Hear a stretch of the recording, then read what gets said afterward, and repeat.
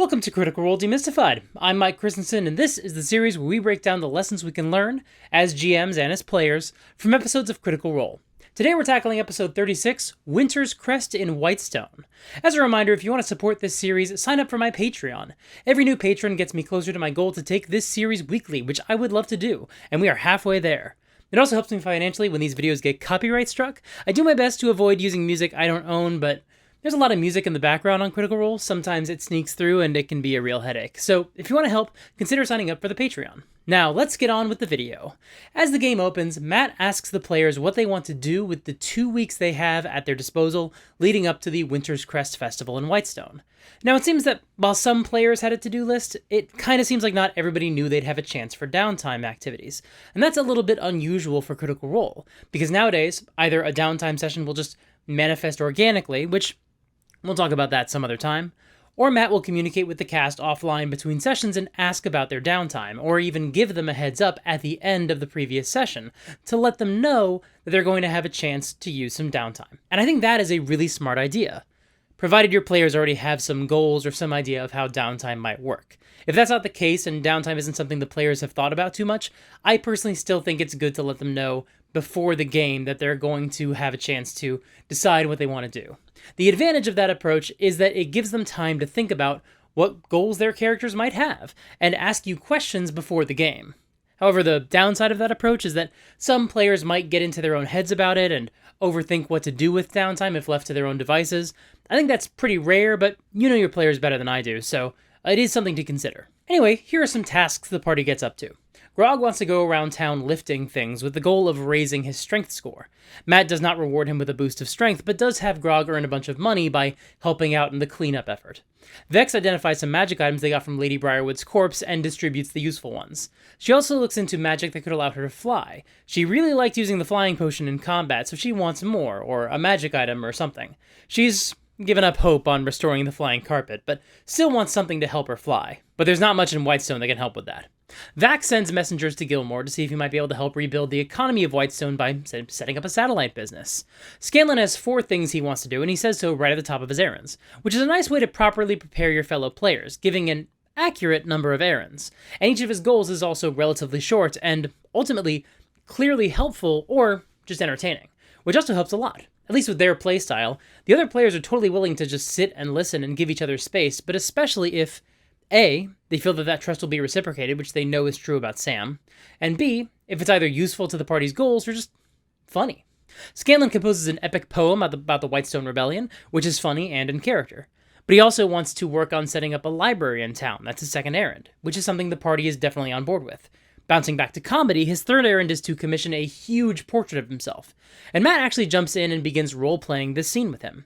Now, ordinarily, this is something I encourage you to be wary about. There's no correct amount of time downtime scenes should take, either from the point of view of individual players taking time or the runtime of the entire sequence.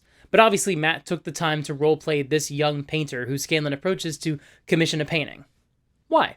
Why take that time? Why are some downtime scenes okay to handwave and get through quickly, and others invite the opportunity to take more time and play out the scene? Well, I think in this particular case, Matt just had an idea for a character, a stable boy who is also an aspiring artist who is really hard on himself and very critical of his own work. So he just jumped in with a character he thought might be fun. But setting aside this specific example, I think we can also look at the format of this game session as a clue for why some roleplay would be welcome in this episode. The last time the party ran some downtime activities is a fairly notorious episode, but I think context matters a lot. Last time the players were in a rush to get to the good stuff and start killing vampires. So even though the characters had a week to kill, the players and the DM wanted to get through the scenes as quickly as possible. That's not to say that nothing was roleplayed in that episode, I don't think that's true, but mostly, Matt read the mood of the table and determined that he wanted to expedite that situation. And here, he jumps in and initiates a scene, and the party is into it because nobody's in a rush. The whole session is meant to give them a chance to decompress before getting into the next adventure. Now again, we'll talk about that format in a future video because this is something Critical Role does a lot, especially in Campaign 1, but it also helps that this episode is meant to be, more than anything else, cozy. It's their last game before the real-world winter break. They're taking a week or 2 off for Christmas after this.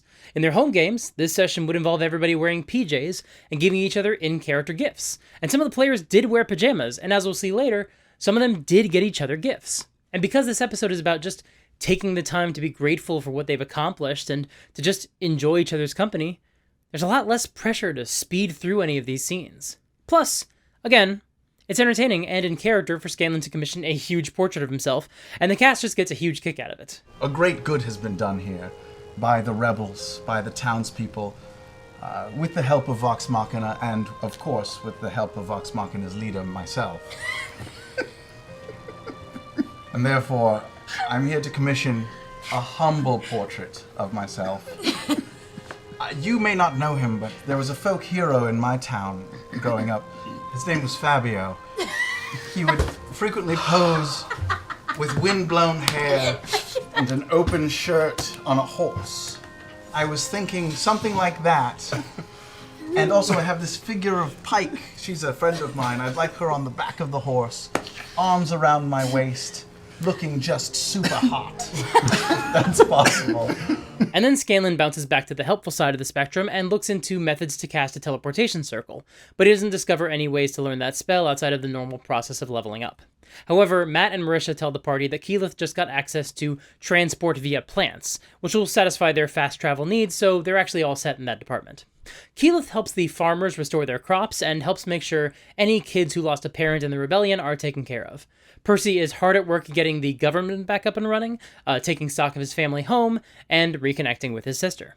Percy also identifies a few additional magic items, including Silas's sword, and as he examines the blade, he begins hearing a voice. Are you my new wielder? What?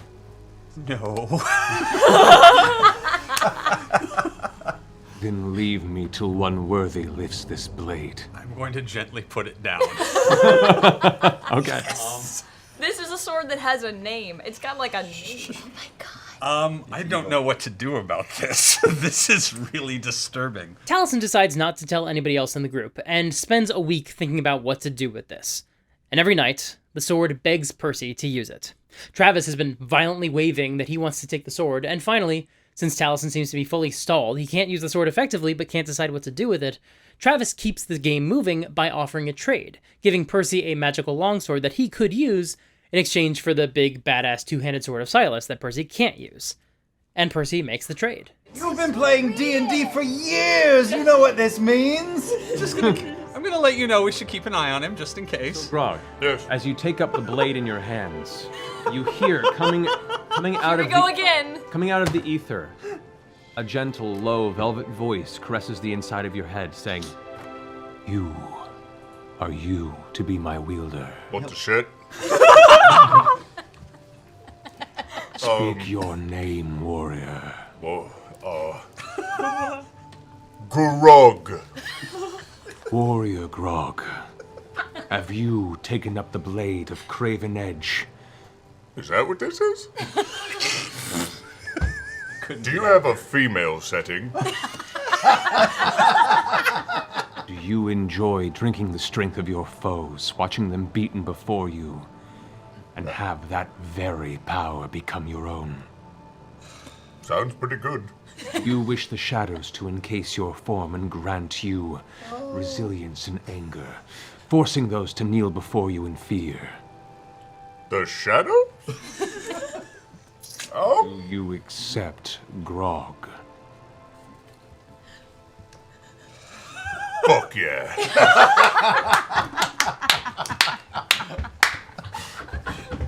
Then it is done.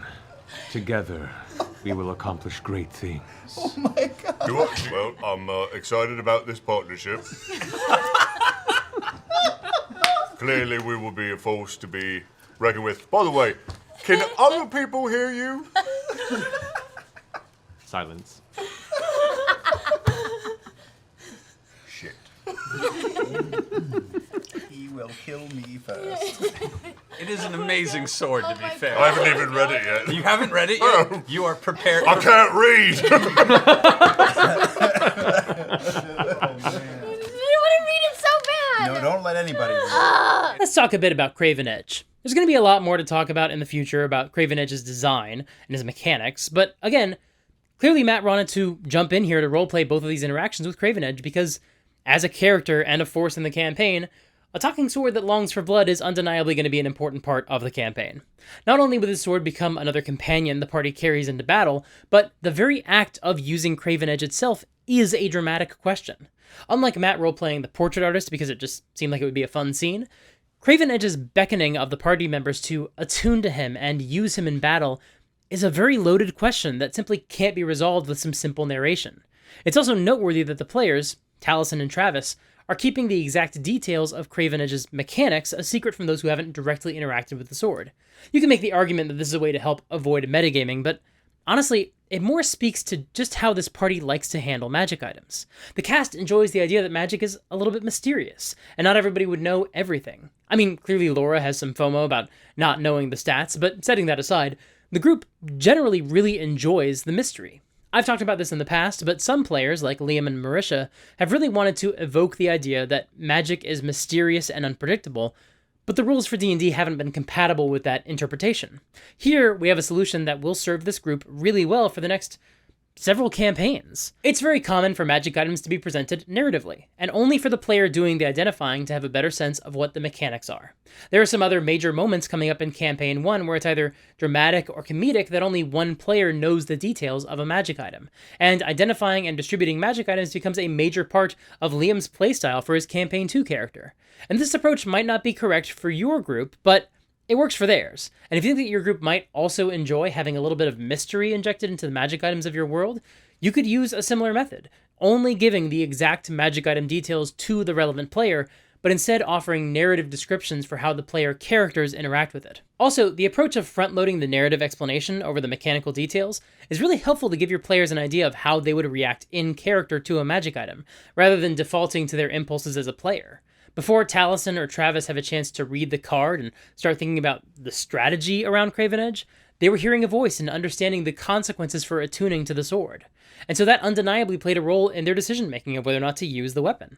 Anyway, finishing up their errands, Percy also begins customizing Ripley's gun, and then the cast calls upon their spellcaster friend Eskel Rindarian from Westron to come to Whitestone and help examine the spinning orb of death in the ziggurat beneath Whitestone Castle. And then we cut forward to the Winter's Crest Festival, and it's time for some D&D players to enjoy a carnival.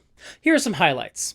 Percy, Keyleth, and Scanlan visit a sleight-of-hand magician, and Keyleth has a strong reaction to some of the rhetoric around simple parlor tricks. And I can play tricks on your mind. Your mind. No! Your mind. No! God, we've been through way too much of that here lately! Grog enters an arm wrestling contest, and some town guards enter the prisoner of war, Duke Vedmeyer, as their proxy. And we finally get a chance to see the Goliath versus Goliath encounter that we knew this arc was leading up to, although not necessarily in the format we may have expected. Except that doesn't happen, because before Vedmeyer and Grog can face off, Vedmeyer loses to a town guard named Trish, who the cast nicknames Trish the Dish. Now, that's more Matt's style. It's not what the cast or audience was expecting, and we can talk about the virtues and risks of subverting expectations until the cows come home, the flying cows come home. But I think Matt's argument would be that it's more realistic that the participants would have to face off against a few others before the most impressive warriors got a chance to square off against each other. And while that sort of setup is completely arbitrary, it does feel real. But is realism or verisimilitude more important than giving your players a chance to do the thing they're excited to do? Well, ordinarily I would say no, but remember, this is a cozy game. There are literally no stakes. This is even less important than the bragging rights from the Crucible that Grog fought in, and certainly less impressive. So again, it depends on the group, because the cast members are all now really big fans of Trish, so when Grog and Trisha face off, they actually like her.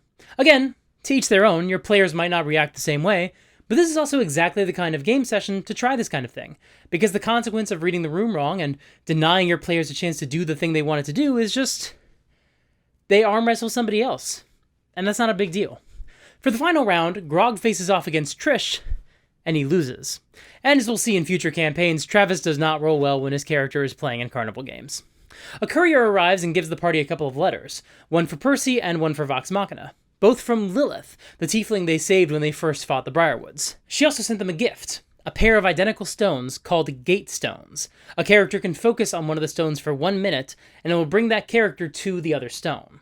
These letters also essentially make it canon that Percy and Lilith had some private time together.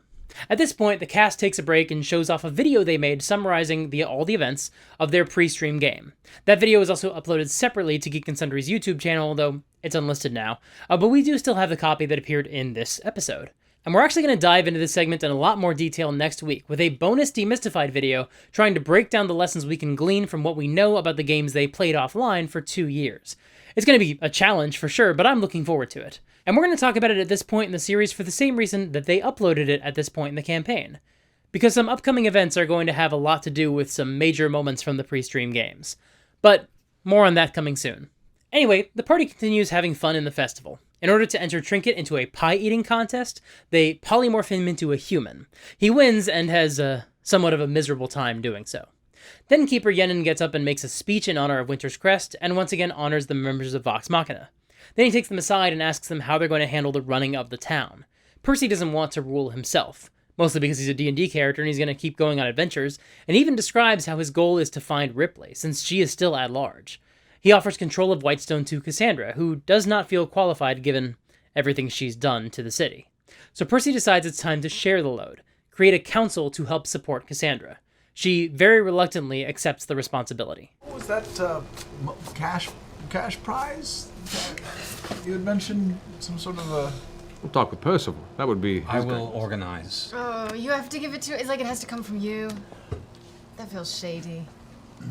It's like a Let us not forget that within 6 hours of meeting each other, I ended up handing over an enormous sum of money to you. It was actually like 500 gold. It was quite a bit of gold, if I recall. You have it written down, don't you?